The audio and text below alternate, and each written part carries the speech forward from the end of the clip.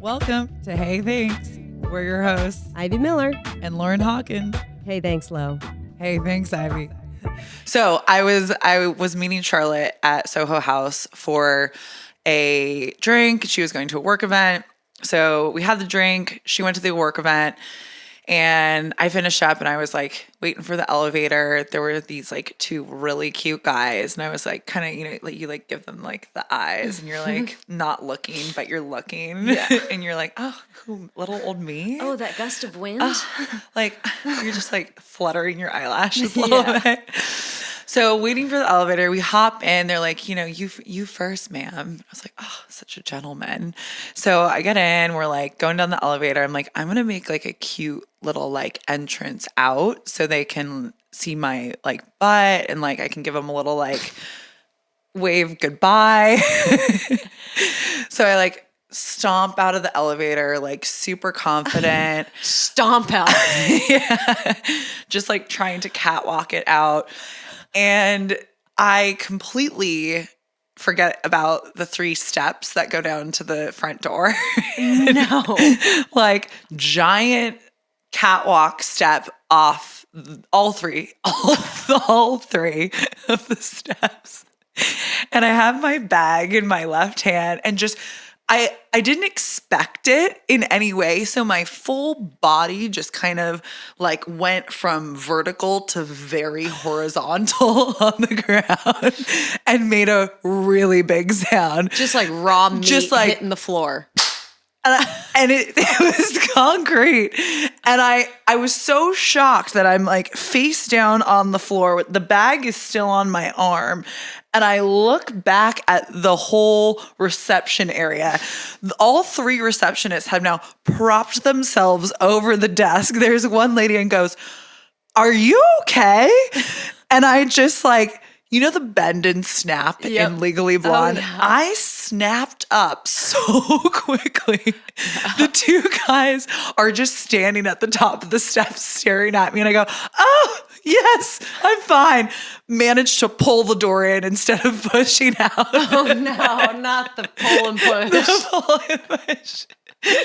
And just like walk out of there as quick as I could. Never been back since. Literally, I had to go back a few days later and she was there. And we just made this like really extended eye contact at each other and I go, "Hi, Lauren Hawkins." And she was like, "Mind the steps. "Better watch out this time." I was like, oh my God. I immediately called Charlotte. I was like, I don't know what just happened, but that video footage is definitely being saved on the security camera. Exactly. Wow. So bad. Well, that's important. You had Charlotte. It's good to have good friends around. God. When you gotta laugh when you boof it. Boof babes. Yeah. Actually, that's something different. Wow. Well, this week we're talking about community and who you keep around. Yeah. The ones who will literally pick you up from situations like that. She just goes, "It was great." She was like, "Lauren, I fall all the time." And I was like, "You do?" She's like, "Yeah, absolutely. No big deal." And just after that, I was like, it doesn't matter. No. I was like, they're going to be thinking that all those people that witness this are going to be thinking about this for the next week. And I'm like, they got better things to do. I like that. Also, I kind of love moments like that because they're so abrupt and aggressive and absolutely not what you were planning. Oh my God. And just almost just the best type of comedy. It was really something. Definitely did not get either of their numbers and they were not looking at my butt. Just your face on Just the concrete. my face on the concrete. You're like, when you fall and you take a second to see how bad it hurts. Yeah, it was so unexpected. It actually didn't hurt that much, which was like just startling. Yes, crazy. I love that. Oh man. Yeah. Yeah. Well, I mean, it's important to keep those friends close and dear, like moving to a new spot and falling alone. Imagine if you hadn't had a friend with you. Oh my gosh. I don't know what, like, I would have been so much more embarrassed. Like if I didn't, you have your people on speed dial who you're like, oh my gosh, I know I can call them at any point and they're going to be there and they're going to be there to pick me up in the most horrible situations and make me feel better on the days I'm like down, or just when you have those thoughts and you're like, this is crazy that I'm thinking this, but I'm still allowing myself the space. And then you call up, like, I'll call you up and I'm like, this is crazy, right? And you're like, yeah, but it's okay. Yeah, but I'm here for it. How would you recommend pulling in people like that if they don't already have people like that in their lives? Yeah, that's a good question. I'm lucky enough to have a lot of really close friends that I grew up with, but I've also made a lot of friends and created community in New York where I live right now. But I really like to meet people through activities, like things I like to do or I'm interested in trying, because it's, you're all there. You're like, going to a boxing class, for example, like I'd always been really interested in boxing, and it was something that seemed scary and like really far off, and like, how could I get into that? And I showed up to the boxing gym I still go to, and this was years ago. And that first class was so scary, but then you start talking to people and you're there for a common interest. And then you kind of keep coming back. And I've built a really awesome community from just that one chance of, hey, I think I want to do this or learn how to do this. You don't have to be good at the thing, but just to show up and do something fun and different. Yeah. And I think that can be super intimidating too. That's a great tip, to find something that you're interested in and look at what the first steps are of doing it more. Yeah. But it can be so intimidating, especially as you get older. I remember being a kid and being like, Mom, I want to try hip hop dancing. Mom, I want to try singing lessons. I want to try whatever it was of the week, But when you're a kid, you walk in, you're like, I am not a professional, and that's okay. But when you're an adult, for some reason, you just hold yourself to a standard of like, I have to walk into this and I have to be very good. Yeah. And it's scary. Not like that. Like, you can be a beginner. Totally. But I will say, like, in things that are, it's intimidating. Like, I have a few girlfriends that want to get more into surfing, for example, and but you surf low. Not well. But it's intimidating for sure. I was lucky enough to start when I was like 7, and doing it. It's one of those things you got to do every day, when it's bad, when it's good. You got to keep doing it to gain that comfortability. Mm-hmm. But it can definitely be intimidating, especially in like male dominated sports or in places like an ocean where it may not be your most comfortable zone, and you have other things to worry about as far as like paddling and water and the board underneath you and the water temperature and the people around you. Or even just, I want to dance more. That that's one thing I've been trying to find classes for, like different salsa classes and things like that. And it's intimidating. Like, I'm like, oh, do I have to show up with a partner? Do I have to, and I make all these things for myself. And then a week goes by, 2 weeks go by, and I still haven't done it. Right. And I'm like, okay, how do we put our foot down and start making a little community here and building like people around us that support us? Yeah. Because you just moved. Yeah. So, and that's tough, being an adult and creating a community.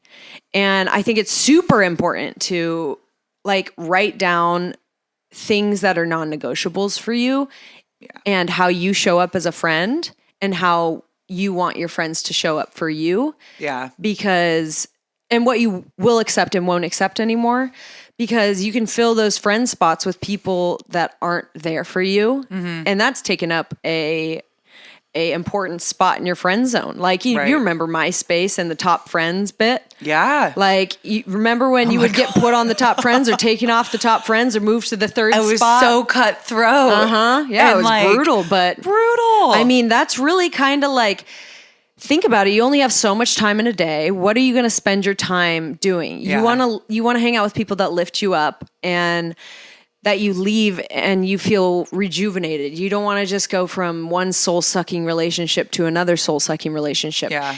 And with that being said, like, yeah, you got to be there for your friends, of course. Of course, yeah. But make sure that that's an equal thing and it's not just a one-way suck.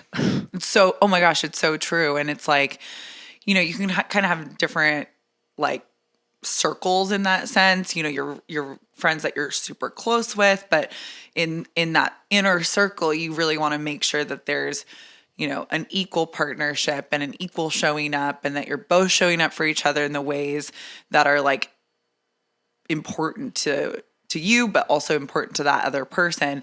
And you know, sometimes it has to change, but, you know, sometimes one person can grow in a different way than the other, and that's okay. But also too, I'll say, like, with, you know, beyond that inner circle, then having those like kind of outer circles where it's like, I can go and kind of have my space with these other people. And I think that's the building of the community. It's like these layers of circles and people. And yeah, so I mean, it's hard to get to that point, but it's so nice when you do have that, because I think it just makes, there's like an ease that comes with it. Totally. Knowing like people have your back and whatnot. Yeah. And my friend Hannah had I went on a walk with her the other day and she told me this and I was like mind blown, because it's such a simple concept, but it was just really like profound.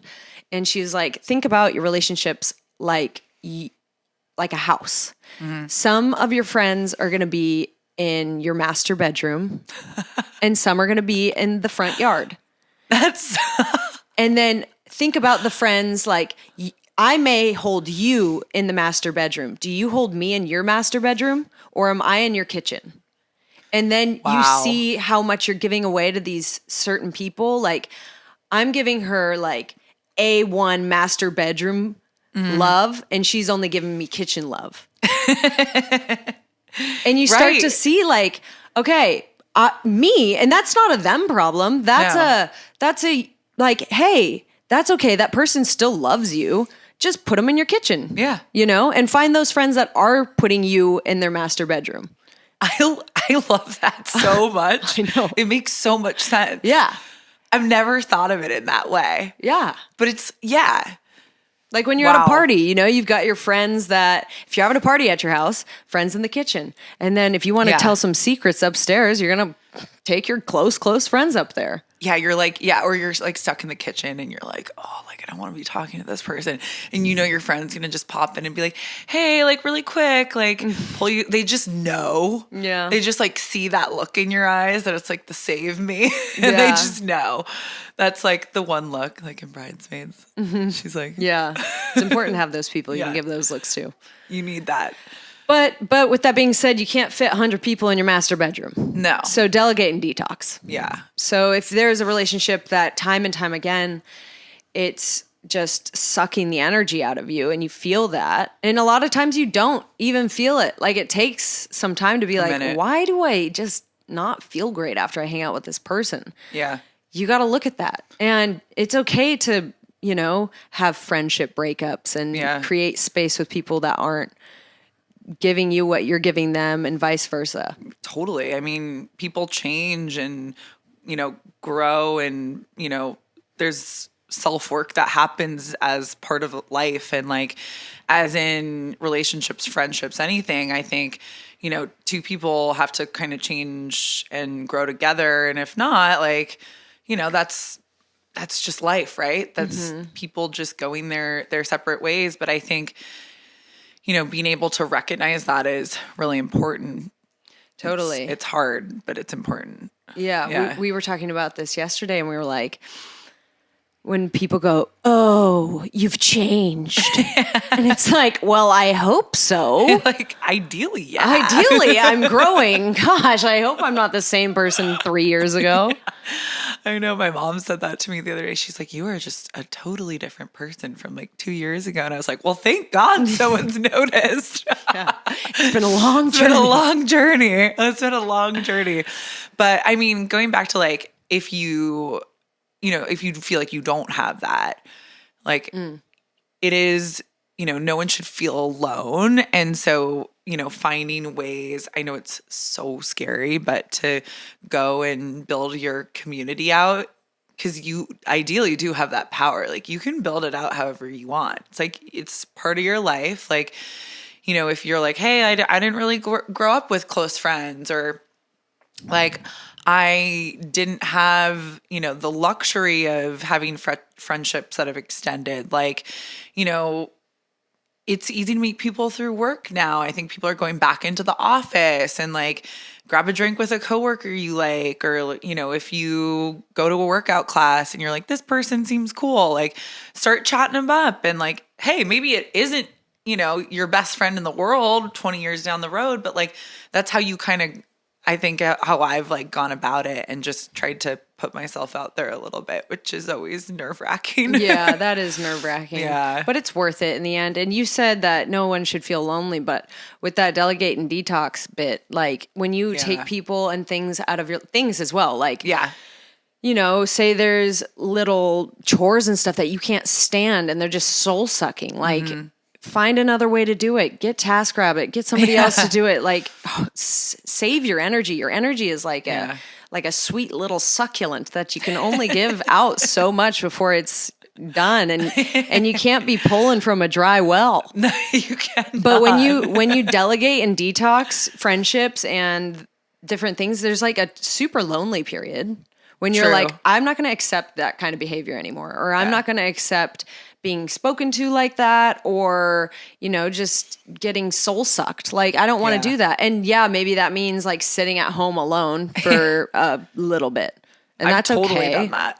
That's just transitioning into like better stuff. That's true. Like, it doesn't always have to be this like feeling it. Right. Like you're right. There has to be that kind of decompression. But I do think it's funny. Like I know it's like a dark statement, but as I'm getting older and I'm, seeing my parents age and I'm an only child, like you realize that my friendships are my family ships. And, there's a lot of only children out there. There's a lot of, people out there who don't like their families or don't like their siblings or, feel like they need some sort of support, and that's okay. Like, it doesn't mean that you can't find that because it's not your family or you don't have close friends you grew up with. Like, you can build your family ships and you can build your community. I don't know. I've been thinking about that a lot, and it's like,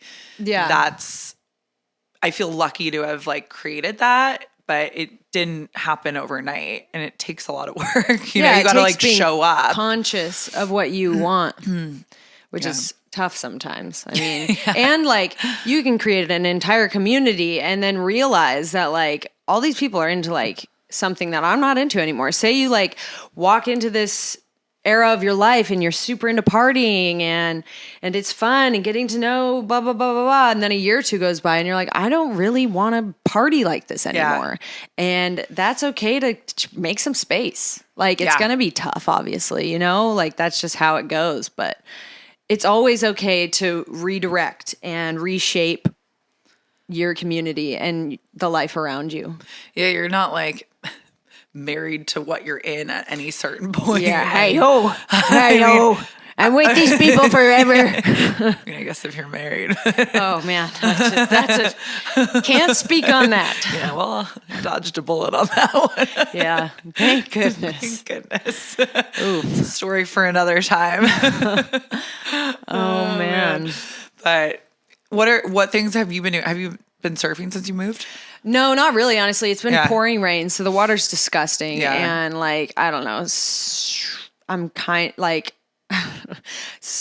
I just haven't been surfing. No. Yeah. To put it simply. But that's like the perfect example of something that can be really big in your life and be super filling with like what you're doing in your career, but it can also be like your time of rest right now. Right. That's totally fine. And I will say, surfing for me, like, I am not with the community when I surf. Surfing for me is a very lonesome thing. Huh. Yeah. Because I'm not like, hey, 9:00, let's go paddle out of Malibu. Not my vibe at all. Like, I will check the surf and I'll decide within 15 minutes if I'm going or not. Yeah.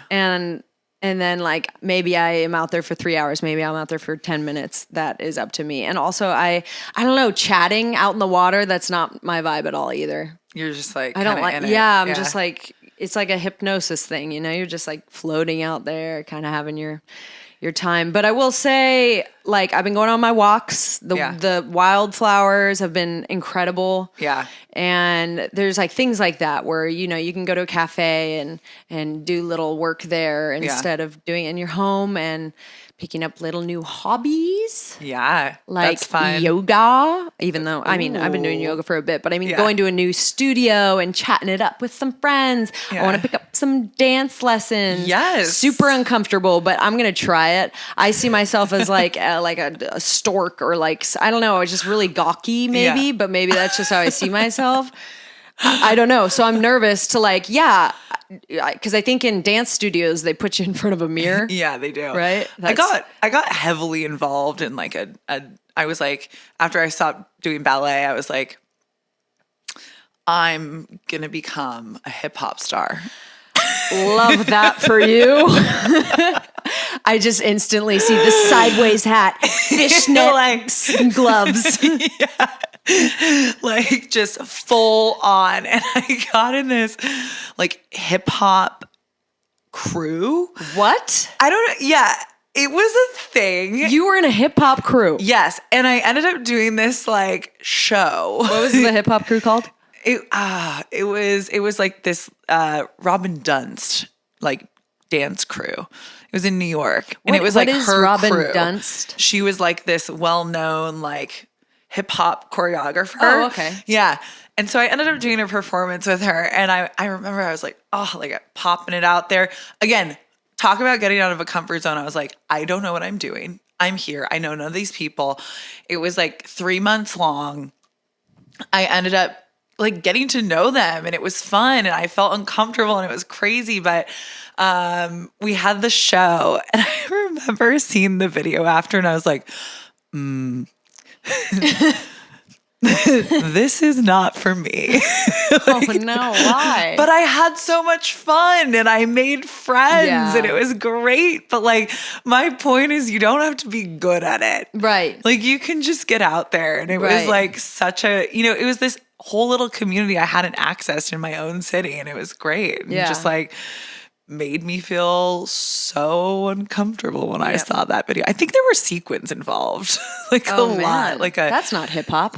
Well, I think they were like placed strategically. Yeah, like 1, 2, skip the last. The last sequence hip hop style. My parents were like, "That was really interesting, honey." This was interesting. This was a fun little, like different than my ballerina days, but like, this was a grand departure from the point shoes. Yeah, exactly. I've also been doing improv, but I've been doing improv since I was little. But like, I love that. That's a great thing to jump into. No matter who or what you are, wherever you are, find an improv class. That is so fun and so weird and like silly, and just like it completely strips you of your ego, and you just have to show up. That's the only requirement, is to show up and like listen. And it's so fun, and you meet really cool open people. That's been super fun. I've also been doing pottery, which I'm terrible at. Like, you know, you see these videos on Instagram of like, the people doing the pottery on Instagram are always beautiful. Yeah. And they're like legs open. And they're like just touching it, and it's like shaping, and it's like a dance. And me, they just have like one thumb in there, that move. Yeah.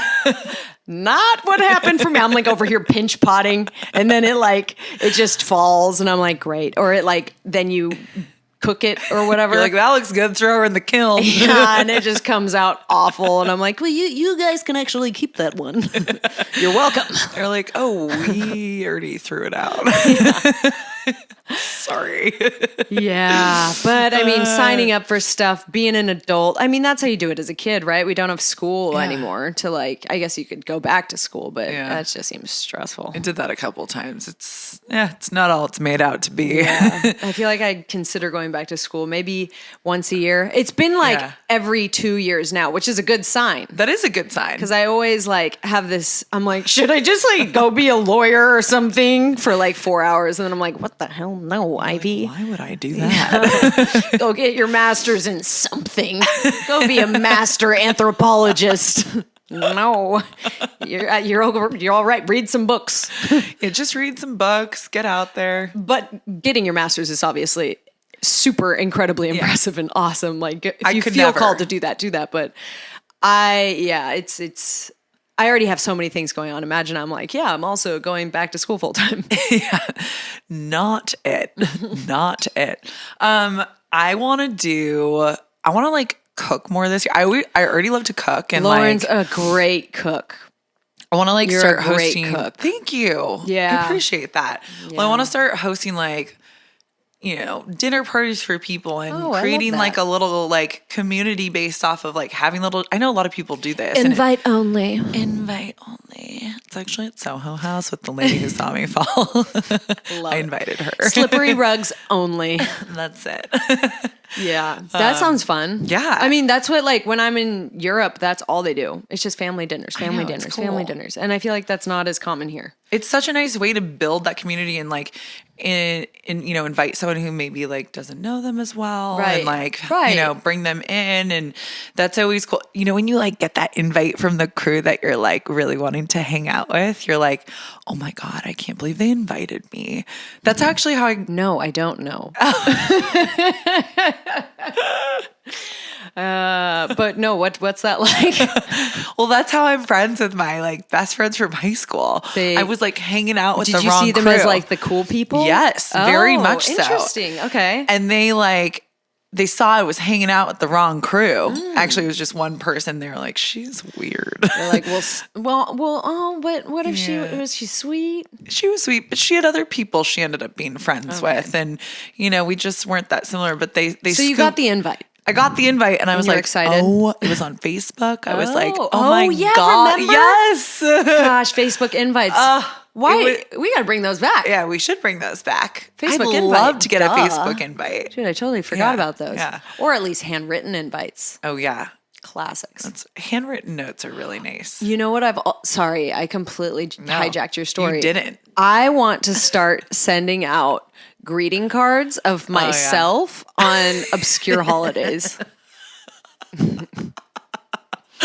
Like what holiday? Like I don't know. My friends did it. They're like a couple, and they like write their updates of the year for Christmas. And I want to do it for like Easter. It's a photo of me only, and it's my updates of the year. And there's like some really good ones, some really horrible ones.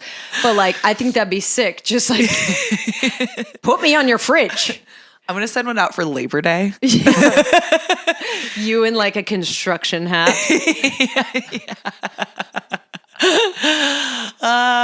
You're like, it's been a summer. Yeah. Dearest friends. Thank you for being along my journey with me. I know you all been waiting with bated breath. Bated breath. I've overcome some challenges, and then put some overshares in there that are absolutely not okay. Yeah.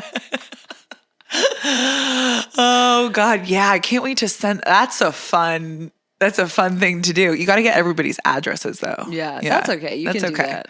Easy. That's easy. Yeah, people don't give them out as easily as they used to, though. Mm-hmm. Remember when you had like pen pal? I had a pen pal. Oh yeah. I still have pen pals, dude. Cute. Yeah, I sent this guy a potato.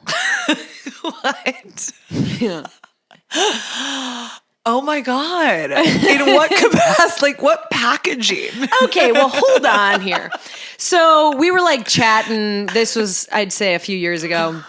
We're chatting and things are going pretty well. Like banter's good and all that. And I got the chat.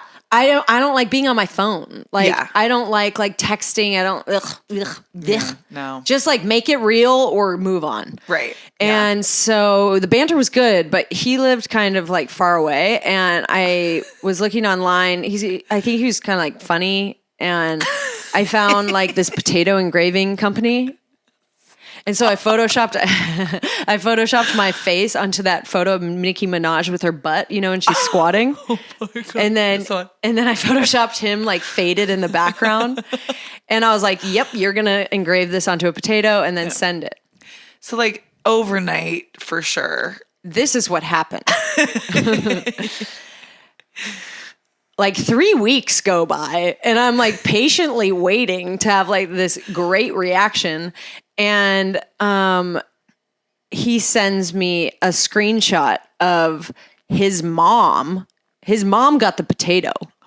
He sent me his mother's address. So his mom's holding this potato, which they didn't engrave it, by the way. They printed out the photo and duct taped it onto the potato. Oh my God, that's so ratchet. I know.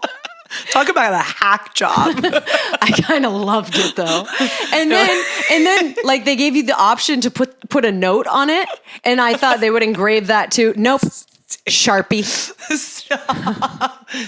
What a company to start. I love that company. Yeah. And I wasn't even mad. I was like, yeah, honestly. You got to respect them. They were like, the engraving worked for the first week and we're done now. We're just printing and taping. And Sharpie. I'm going to send you a potato. If they're should. Still around. Please. That's like what a fun gift to get in the mail. And also, cherry on top, he like totally didn't appreciate it. Oh, he wasn't your person. Oh, obviously not.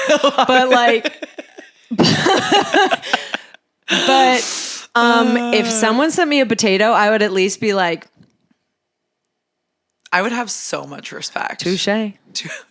And then hit them back with like a squash or something. Like I don't know. Get creative. It's fun. Pineapple's their hair. Well, you can't send a pineapple. You know what that means? No.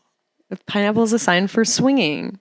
I didn't know that. Yeah, dude. That's why when you go over to people's houses and they got pineapples everywhere, you're like, okay, got the idea. Or you see someone in a pineapple shirt. Oh my God. Oh my God. Oh, here she goes. This makes so much sense. I was just in a relationship with this guy that loved pineapples. Next thing I know, he wants to date all these.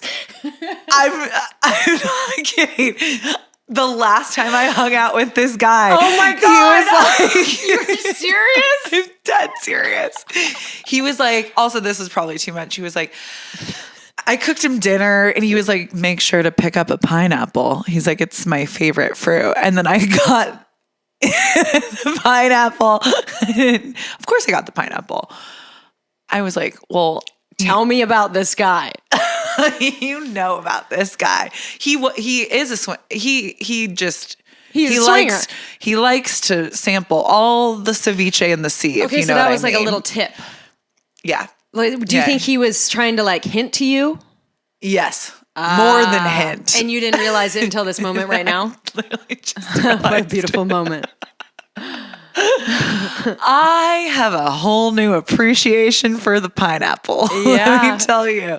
Are there other fruits that indicate certain things? There might be, but that one is the most profound one. Oh my God. That one. I feel so clueless. No, it's okay. I mean, now you know. Yeah. Okay. Yeah. Well, should we leave it on the pineapple? I guess. Create a great community. Now you know. Create a trail of pineapples. As many as possible. Lead them back to your house and have a family dinner. Until next week. See ya.